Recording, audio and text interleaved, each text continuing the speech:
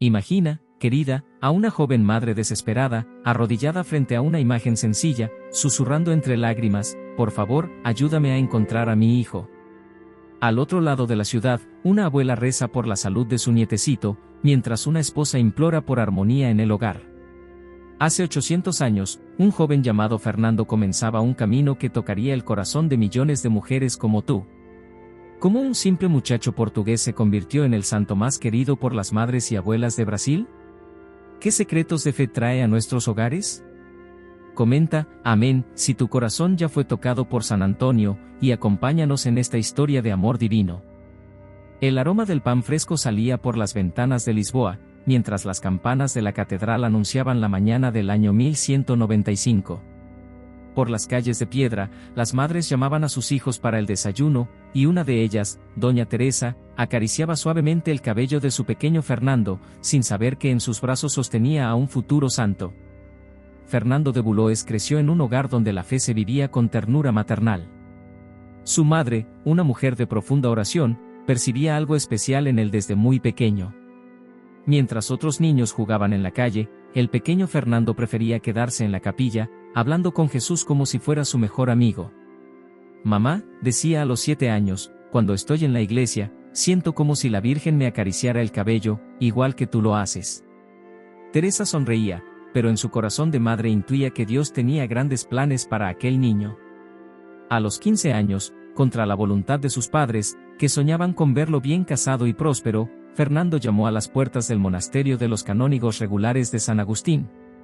Hijo, suplicó su madre entre lágrimas, ¿cómo voy a vivir sin ti? ¿Quién cuidará de mí en la vejez? El joven la abrazó con infinita ternura. Madre querida, estaré sirviendo al Padre de todos nosotros. Tus oraciones siempre me acompañarán, y las mías estarán contigo todos los días.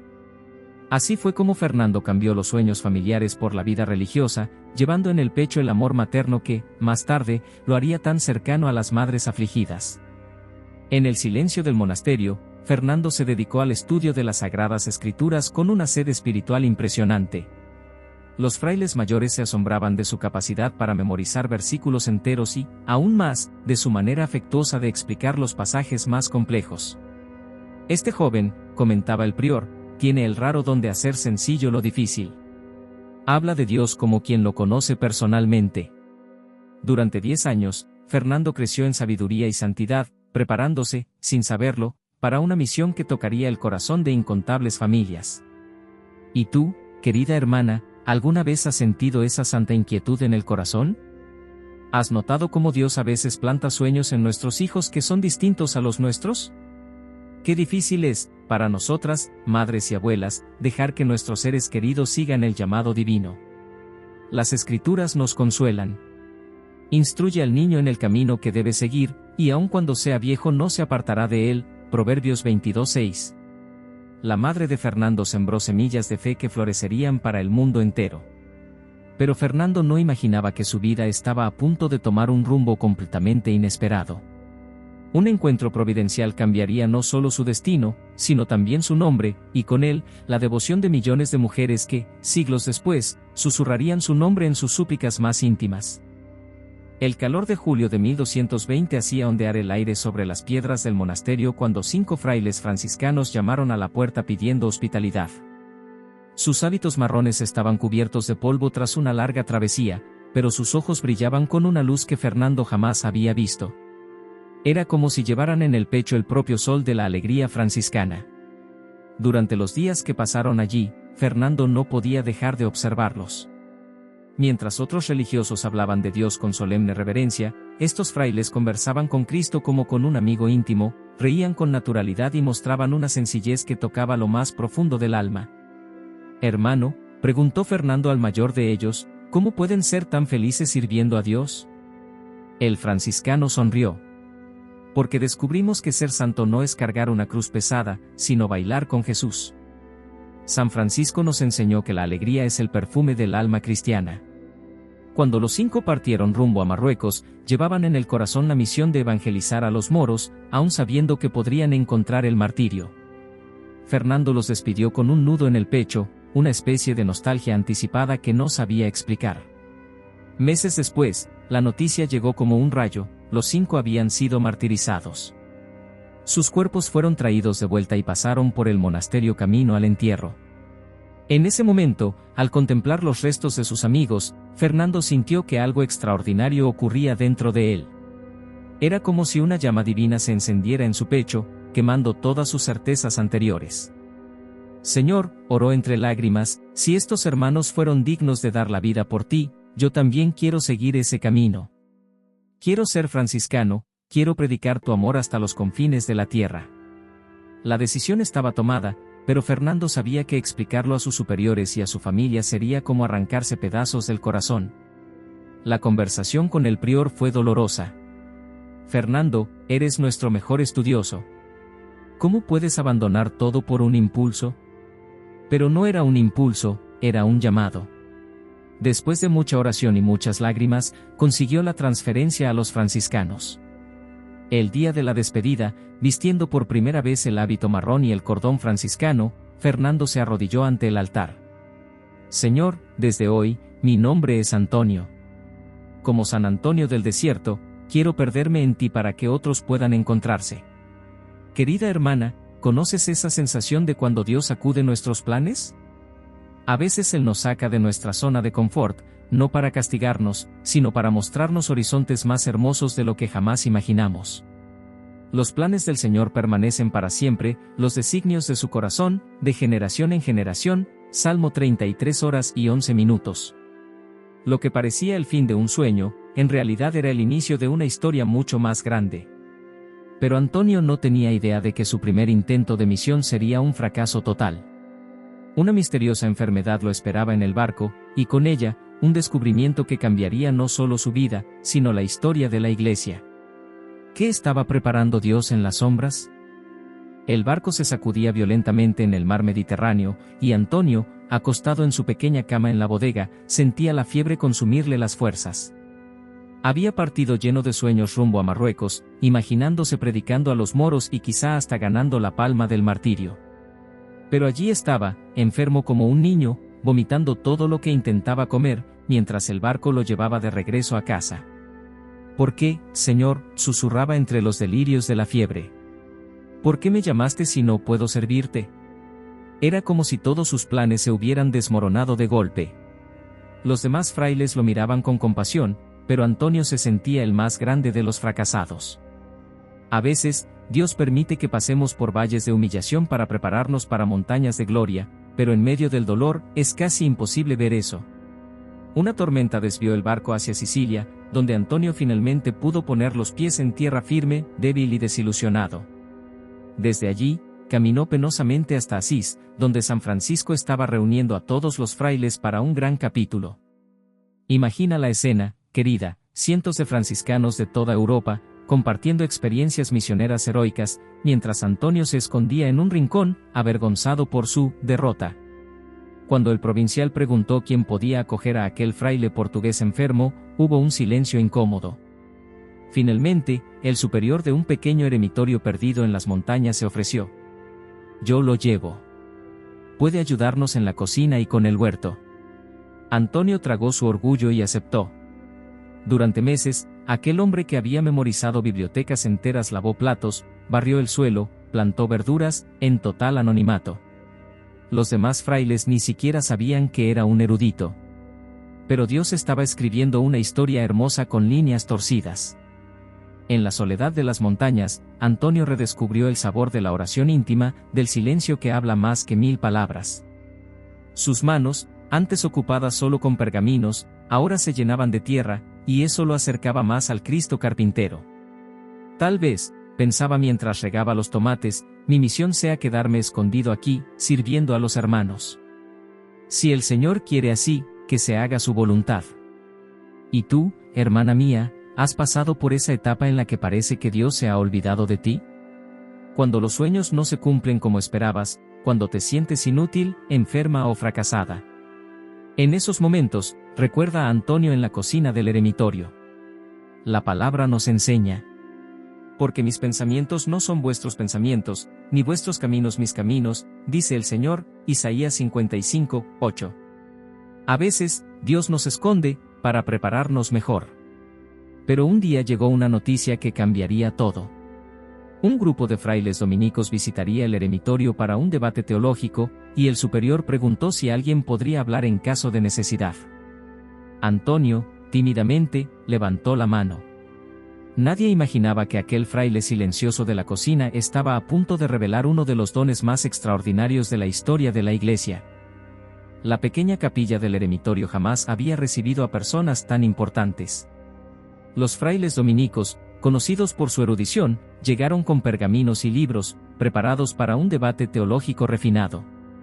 Del lado franciscano, apenas algunos hermanos sencillos, entre ellos, Antonio, que permanecía discretamente al fondo, como siempre. El debate comenzó sobre las Sagradas Escrituras, pero pronto los dominicos notaron que los franciscanos, hombres más de oración que de estudio, no lograban seguir el ritmo de la discusión. Un silencio incómodo se instaló. Fue entonces cuando el superior franciscano, ya algo desesperado, miró hacia Antonio. «Hermano, por favor, diga algunas palabras sobre lo que hemos escuchado». Antonio se levantó temblando. Llevaba meses sin hablar en público, se había acostumbrado al silencio de la cocina y del huerto. Pero cuando abrió la boca, ocurrió algo sobrenatural. Las palabras comenzaron a fluir como un río de miel y fuego.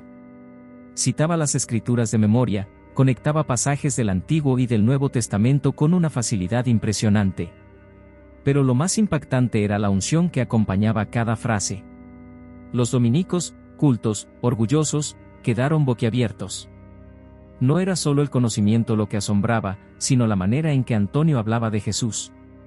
Como si lo conociera personalmente, como si hubiera cenado con él la noche anterior. Sus palabras no solo tocaban la mente, tocaban el corazón.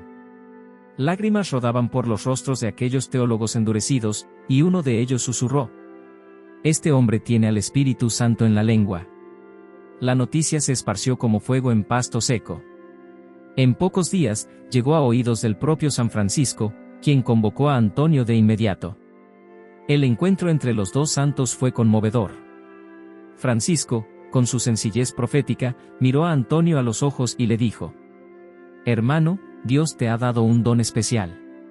Úsalo para salvar almas, pero nunca olvides que la sabiduría sin humildad es solo vanidad».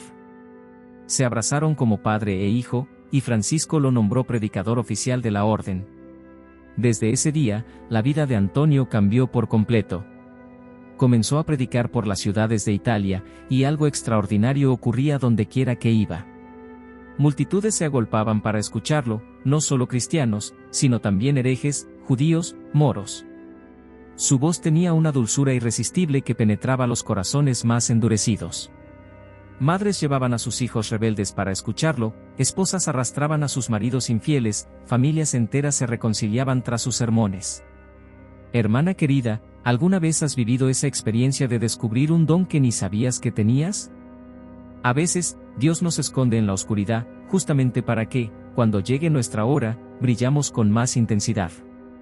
Ya que cada uno tiene un don, úselo según la gracia que le ha sido dada, Romanos 12:6.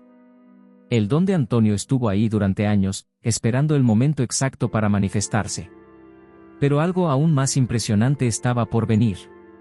En una de sus predicaciones más famosas, ocurrió algo que hasta hoy hace que la gente se estremezca. Una multitud se burló de su mensaje, y Antonio, inspirado por el Espíritu Santo, tomó una decisión que parecía una locura, pero que se convertiría en uno de los milagros más comentados en la historia de la Iglesia. Era una mañana gris en Rimini cuando Antonio llegó a aquella ciudad, conocida por la dureza de corazón de sus habitantes. Los herejes cátaros dominaban la región, y muchos se habían alejado de la fe católica. Antonio predicó en la plaza principal, pero, por primera vez en mucho tiempo, fue recibido con burlas y abucheos. «Mentiroso», gritaban algunos. «Tus palabras están vacías», bramaban otros. El corazón del santo se llenó de tristeza, no por sí mismo, sino por aquellas almas perdidas. Durante horas intentó tocar sus corazones, pero no encontró más que piedra. Entonces, movido por una inspiración divina que solo los santos comprenden, tomó una decisión que parecería una locura para cualquier persona sensata, caminó hacia la playa, y comenzó a predicar a los peces del mar. «Hermanos peces, dijo con voz dulce, ya que los hombres desprecian la palabra de Dios, sean ustedes quienes la escuchen. Lo que ocurrió a continuación dejó a todos sin aliento. Miles y miles de peces, de todos los tamaños, comenzaron a emerger del agua, asomando sus cabecitas, mirando hacia Antonio como una congregación perfectamente organizada. Los más pequeños al frente, los medianos en el centro, y los grandes al fondo, en un orden que ni el maestro más experimentado habría conseguido. Antonio predicó a esa audiencia extraordinaria. Alaben al Señor, peces del mar, porque Él les dio el agua como morada, los alimenta sin esfuerzo y los multiplica abundantemente. Los peces movían sus cabezas como si aprobaran cada palabra, y algunos incluso saltaban de alegría. Permanecieron así más de una hora, inmóviles, en una atención respetuosa que avergonzaba a los hombres que habían rechazado la predicación. La noticia se propagó como un rayo por toda la ciudad. Gente venía corriendo desde todos los rincones para presenciar el milagro. Mujeres con bebés en brazos, hombres dejando sus trabajos, niños escapándose de la escuela, todos querían ver aquella maravilla. Y lo que más impresionaba no eran solo los peces obedientes, sino la expresión de paz sobrenatural en el rostro de Antonio mientras hablaba. Era como si el mismo Dios hablara a través de él. Cuando terminó su predicación, Antonio bendijo a los peces. Vayan en paz, hermanos, y alaben siempre al Creador. Los peces se sumergieron ordenadamente, desapareciendo en el agua tal como habían llegado. Entonces, el santo se volvió hacia la multitud atónita y dijo suavemente: si las criaturas irracionales obedecen la voz de Dios, ¿cuánto más deberíamos obedecer nosotros, que fuimos creados a su imagen y semejanza? El efecto fue devastador. Hombres endurecidos cayeron de rodillas llorando, mujeres se confesaban públicamente, herejes abjuraban sus errores. Aquella ciudad que por la mañana había rechazado la palabra de Dios, se convirtió masivamente antes del atardecer. Y tú, querida hermana, ¿has pasado por momentos en los que parecía que tus oraciones y esfuerzos no daban fruto? ¿Cuándo intentabas ayudar a alguien de tu familia y solo encontrabas rechazo? Recuerda a Antonio, predicando a los peces. La palabra que sale de mi boca no volverá vacía, sino que hará lo que yo quiero y cumplirá con éxito aquello para lo que la envié. Isaías 55 horas y 11 minutos. A veces, Dios utiliza los métodos más inesperados para tocar los corazones. Este milagro se difundió por toda Europa y llegó incluso a oídos del Papa, quien quedó profundamente impresionado. Pero aún había algo más grande reservado para Antonio. Una prueba final que demostraría, de una vez por todas, que él era verdaderamente un enviado del cielo. Y esta vez, el protagonista sería el mismo Jesús eucarístico. La fama de Antonio se había extendido por toda Europa, pero aún había quienes dudaban de su santidad. En Toulouse, un hereje llamado Bonovillo lo desafió públicamente. Si realmente hablas en nombre de Dios, gritó en la plaza. Pruébalo. Dejaré a mi mula sin comer durante 3 días, y luego la pondré frente al pan que ustedes dicen que es Dios. Si se arrodilla, me convertiré. Antonio aceptó el desafío sin vacilar, pero su corazón estaba apretado. No por miedo a fallar, sino porque sabía que estaba a punto de pedirle al propio Jesús un milagro público. Durante 3 días y 3 noches, se dedicó a la oración y al ayuno, preparándose espiritualmente. Señor, suplicaba, no permitas que tu santo nombre sea blasfemado. Si es tu voluntad, muestra tu gloria a través de esta prueba. El día señalado, la plaza principal de Toulouse estaba repleta. Gente colgada de las ventanas, subida a los tejados, amontonada en las calles vecinas. Venían de ciudades cercanas solo para ver lo que iba a suceder. Bonovillo llegó con su mula hambrienta, que rebuznaba de desesperación y trataba de comer todo lo que veía. Del otro lado de la plaza, Antonio se acercó llevando el Santísimo Sacramento con una reverencia que conmovía hasta a los más escépticos. Bonovillo lanzó avena fresca al suelo, justo delante de la mula. El animal, tras 3 días sin comer, se lanzó hacia la comida. Pero al ver a Antonio acercarse con la Eucaristía, ocurrió algo sobrenatural. La mula se detuvo bruscamente, como si hubiera visto una visión. Sus ojos se fijaron en la hostia consagrada, y lentamente, para asombro de todos, dobló sus patas delanteras en una genuflexión perfecta. El silencio fue ensordecedor. 10.000 personas contuvieron la respiración. La mula, con la cabeza baja, permaneció arrodillada durante varios minutos, ignorando por completo la avena que tenía a solo unos pasos. Era como si reconociera la presencia real de Jesús en el sacramento, algo que muchos hombres cultos no podían aceptar. Lágrimas rodaban por el rostro de Antonio, que susurraba: «Gracias, mi Jesús, gracias». Bonovillo cayó al suelo entre sollozos.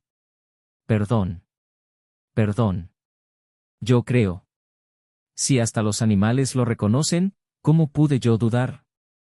Su conversión fue total e inmediata. Pero el milagro no terminó allí. Uno a uno, los presentes comenzaron a arrodillarse también. Judíos, musulmanes, herejes, todos tocados por aquella demostración divina. Hubo confesiones públicas, reconciliaciones familiares, curaciones instantáneas. La ciudad entera vivió una experiencia de Pentecostés. Desde aquel día, Antonio pasó a ser llamado el Santo de los Milagros. Pero para él, el mayor milagro siempre fue la conversión del corazón. En sus predicaciones, solía decir: ¿de qué sirve que Jesús multiplique los panes si no multiplicamos el amor? ¿De qué vale resucitar muertos, si no resucitamos a la vida de la gracia? Su humildad permanecía intacta, incluso ante los prodigios más espectaculares. Querida hermana, ¿cuántas veces hemos sido testigos de la terquedad humana, incluso dentro de nuestra propia familia? Hijos que se alejan de la fe, nietos que no quieren saber de Dios, parientes que se burlan de nuestra devoción. Pero recuerda: si Jesús logró que una mula lo reconociera, Él puede ablandar cualquier corazón endurecido. Para Dios no hay nada imposible, Lucas 1:37. Nunca dejes de orar por aquellos que amas, por más imposible que parezca su conversión. Y así, a los 36 años, luego de una vida entera dedicada a salvar almas, Antonio entregó su espíritu a Dios. Murió cantando un himno a la Virgen María, rodeado de frailes que lloraban como niños huérfanos. Pero su muerte fue solo el comienzo de una devoción que atravesaría los siglos, tocando especialmente el corazón de las mujeres que, como tú, confían sus súplicas más íntimas al santo de Lisboa, que se convirtió en el patrono de Padua y del mundo entero. Querida oveja del rebaño del Señor, si esta historia tocó tu corazón, comparte en los comentarios qué parte te emocionó más. Y no lo olvides: San Antonio sigue intercediendo por todas nosotras, desde el cielo.